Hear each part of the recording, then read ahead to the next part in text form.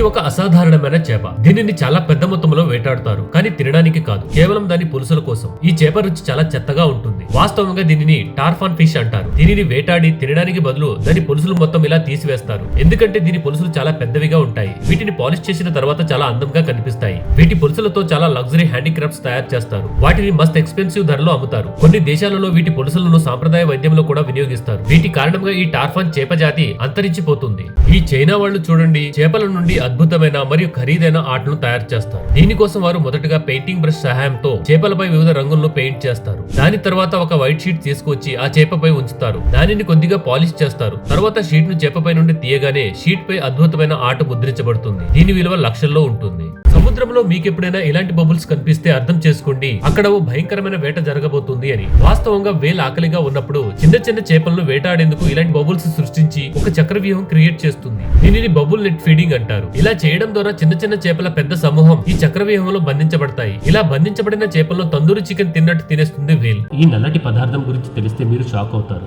దీనిని ఒక స్పూన్ లో తీసుకుని నీరు ఉన్న ఒక టబ్ లో వేయగానే అర్థమవుతుంది ఇది చాలా ఎక్కువ మొత్తంలో ఉన్న చిన్న చిన్న చేప పిల్లలు అని. వాస్తవంగా ఈ చేప పేరు వాకింగ్ క్యాట్ ఫిష్. ఈ పిల్లలు వాకింగ్ క్యాట్ ఫిష్ వి. ఇది నీటిలోనే కాకుండా పొడి నేలపై కూడా పాకగలదు. అందుకే దీన్ని వాకింగ్ క్యాట్ ఫిష్ అంటారు. వీటిలో కొన్ని జాతులను నిషేధించడం జరిగింది, ఎందుకంటే వాటి ద్వారా మానవులకు మరియు పర్యావరణానికి హాని కలుగుతుంది. ఇవి చాలా వరకు మాంసాహార చేపలు. అందులో చికెన్ ను ఎక్కువ ఇష్టంగా తింటాయి.